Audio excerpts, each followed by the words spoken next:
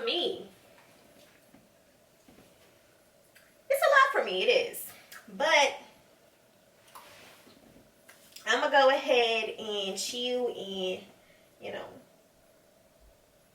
do it with love, baby. Do it with love. Whew. Okay. So I wanted to come up here and talk about how to find a black midwife and doula in North Carolina. Now, I do want to put emphasis on black, but finding a midwife and doula in North Carolina is a little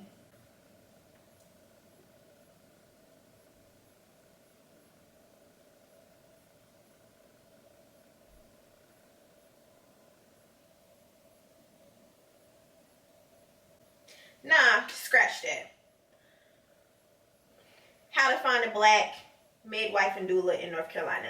I realized that when I was researching and looking at a lot of the videos, people were like in London, people were like in California, people were in Virginia, but in North Carolina, I really couldn't find what I was looking for, whether I looked up videos on YouTube or like searching it. So I want to give you all some tips. First, I did feel like it would be smart to go over the difference between a doula and a midwife.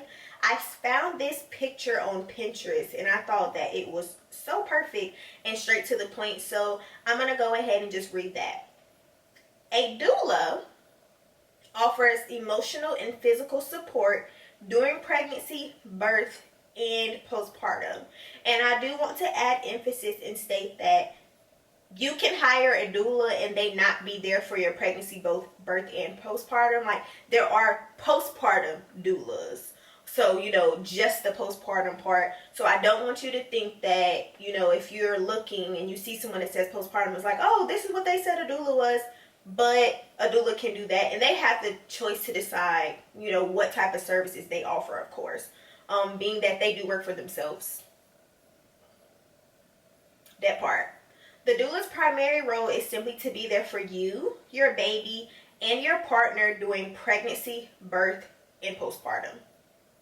On the flip side, a midwife. Midwives offer clinical support and care for healthy pregnancies. They examine, diagnose, and treat medically. So, of course, very self-explanatory. They offer preventative care and they promote normal birth. Whatever the hell normal is. I'm going to just say, you know, not the shit that they be trying to get us to think is normal, but that's a topic for another day. They also promote care plans for complications in mother and child. Not promote, I'm sorry. They create care plans for complications in mother and child. And they assess medical and emergency care needs. So think of the midwife as the person that will deliver the baby, whereas the doula is there for the emotional support. Okay, so change of plans, honey, because the computer, the camera wanted to act up. What I wanted to discuss next is the types of doulas. So there are different types of doulas. What I really wanted to focus on is birth doulas versus postpartum doulas. Now, doulas do have, of course, the option to be all of those, but like for instance with my doula, I chose a package that includes all of them. So she does prenatal visits as well as will be there doing my birth and delivery, as well as postpartum visits and postpartum care as well. Now, some people just do birth. Or you might be a person that just needs birth. So that would be like, you know, looking for that support person during the delivery process. Now, that can be for at-home births as well as hospital. Because at the hospital, the doula will serve more so as your advocate. Some OBGYNs have midwives, but those are the type of midwives I'm talking about. I'm talking about more so from an at-home birth standpoint. That's what I had the struggle in finding. So I want to just speak on that. But say for instance, if something wasn't to go, you know, as planned, or emergency was to happen, then if you had to go to the hospital and like transfer or you know, change up from the at-home delivery to the hospital because of anything, you know, hemorrhaging or anything can happen, God forbid, then your midwife will not be able to go into the hospital. Your midwife doesn't have hospital privileges because hospitals work with certain midwives, and so OBGYNs, obstetricians, I think that's what they're called, obstetrician, and gynecologists and stuff. So typically that midwife isn't going to be able to go in with you, but your doula can. Your doula can, because she's just like an extra guest, and she'll be your support system. So like, for instance, she'll know your birth plan. Like with the birth plan, that will be, you know, your A, B, C, and D. If things go this way, okay, that's grand. If it doesn't go that way, here's my plan B. This is what I'm okay with. This is what I'm not okay with. So if something was to happen and you weren't able to advocate for yourself, that birth doula would be that person. On the flip side, of course, if everything goes great and you're having that at-home birth, then your doula is there to support you. Whether that be, hey, can you get me some water, or rubbing my back, or getting me a ball, or helping me get into positions that makes it easier for me to go through this labor process or this delivery process. And then also like affirming you, like, you know, it's kind of like a lover and a best friend. And I don't want to call the doula like your lover, but they serve as that other person. And they also are there to help with your family as well. So like if you have children or partners, polygamy, I don't know, or a partner, then they'll help them to make sure that they're of the best help to you. Or say if your children are there and they're just going haywire and, you know, they're not doing too well with the fact that mommy's about to have a baby, that doula will be the one to calm them down and get them right and get things flowing. Now, on the flip side, postpartum doulas. Postpartum doulas are something that a lot of people do not know about. Even if you have a birth in the hospital and you decide to skip the whole midwife doula at home thing and you want to hire a postpartum doula, you can. A postpartum doula literally is awesome. So they can come to your house to take care of your child. And I don't mean like in a babysitter way, but you know, you're a mom. You're doing mommy shit. You're transitioning. And say if you just need some time to yourself, or you just need somebody to hold the baby so you can take a shower, so you can do laundry, so you can get your nails done, anything that it is, your doula can be that.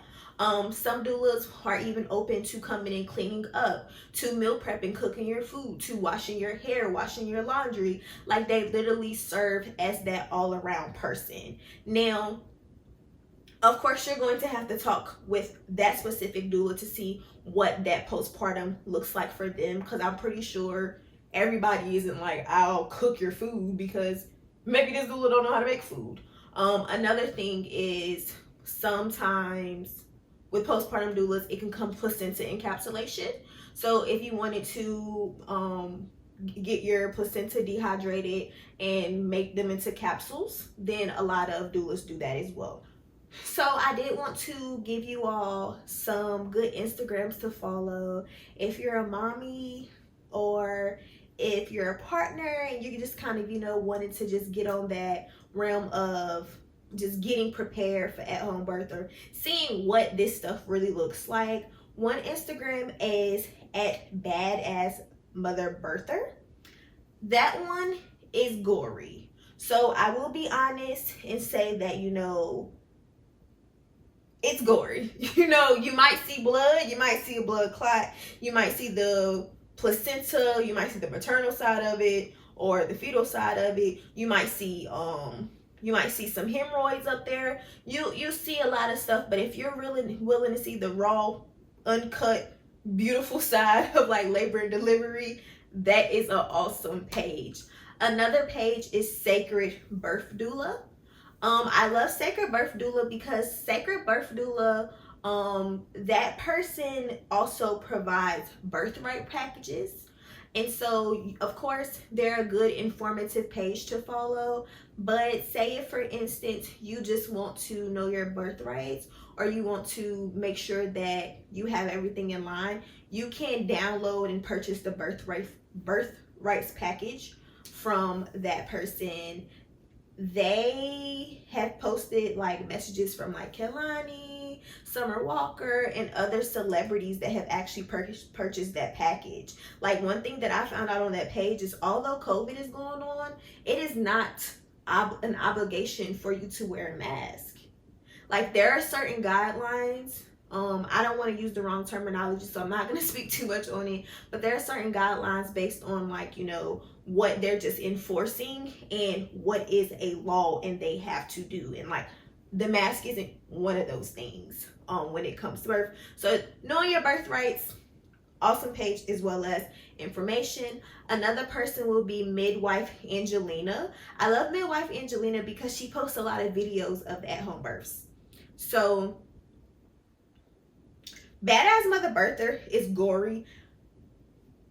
Midwife Angelina ain't really as gory or whatever, but Badass Mother Birther, they are an all around page. So they even have stuff, even if you're like delivering in a hospital. Midwife Angelina, majority of her stuff is either at the birthing center or in people's homes, and she's actually a midwife. So the stuff that she posts is with her helping deliver the baby. And so it's from that type of perspective, and it's typically like her clients that are actually posting these videos. And then the last one would be Black Midwifery. And so those are some really good pages. I don't remember what Black Midwifery has, and the reason being is pregnancy brain, so don't mind me. But I definitely recommend following all of those pages. Now, I will say, I believe Sacred Birth Doula, Midwife Angelina, and Black Midwifery are all like Black pages. Badass Mother Birther isn't, but I swear by it. Like, even if you're not Black, it really doesn't freaking matter. You can follow any of these pages, but I know they have been something that have just helped me to embrace the process myself. So I feel like they will be good pages for you all. The process of actually finding your midwife and doula. So the first thing that I'm going to say is you want to check out their website. So I will have some links down below in how to find them, because there are some directories. Once you find that person that you're interested in, whether this be a midwife or a doula, you really want to check out their website. See if it aligns with you. You know, follow their social media. Go look at their social media. See the type of stuff they post. Are they actively posting? I know one thing that I learned from my midwife is, because of the way things are structured in North Carolina, it is a little bit harder to find people, so they might not be posting as much. It's a really close-knit community when it comes to the at-home births. But, you know, follow their social media, see if you're vibing with them, and then book a consultation. So you want to basically take these people through interviews, because this is going to be a part of your birth team, and it's very important for that energy to be correct and you to make sure that their wants and needs for you align with yours. So when you're doing your interview, you want to like inquire about price, also payment plans. Some people do take like Medicaid, some people don't. So that's just something to think about. Some people do payment plans and some people don't. And some are like payment plans like monthly, some of them just, hey, you can put down a deposit, pay it. You want to know those types of things, like what are my payment options, as well as the birth options. Like, okay, if it's a midwife, do you do birth and at home center, and will you take me to the hospital? What does that look like? Can I give birth in a pool? Are you okay with that? Like, are those the types of things that you're interested in? How often does this happen? You want to make sure they're well versed on everything that you're looking for, as well as just making sure that you're just vibing with them. It's kind of like when you meet someone and you're just kind of like, dang, like, it's a vibe. That's the same sort of thing that you want to go for when you're doing these consultations. Like me, I booked my midwife consultation and my doula, and I didn't have to do anybody else to interview because I was sold on them from the first conversation. And then come to find out, my midwife actually like birthed my doula's last baby. So perfect thing. But you're definitely going to want to go through these interviews, because there might be some people that they don't allow in you. Like, this person might be a spiritual person or a very religious person, and you're not that. You know, that's okay. You want to find what's right for you. Last thing I will say, this is something that I actually came across when I was speaking with my midwife during the consultation. My midwife told me that she had a do not prefer list. It sounds crazy, but she was just letting me know the importance of the energy being safe for me. And she said that there are, you know, some doulas out there that feel like, you know, they've researched enough, and so that they can better advise you than your midwife can. So of course, God willing, everybody wants to have this perfect at-home birth, but it doesn't always happen that way. So my midwife was just explaining that, you know, if that happens, she wants to be able to make it so we can transition easily. Not me having anxiety, or, you know, her telling me like, okay, we need to start this transition, and, you know, getting me prepared, and my doula like, oh no, nah, you don't need to, and then now I'm hemorrhaging or something crazy like that. And so she was just like, you know, you want to be very careful, because that can change your literal birthing experience or delivery experience.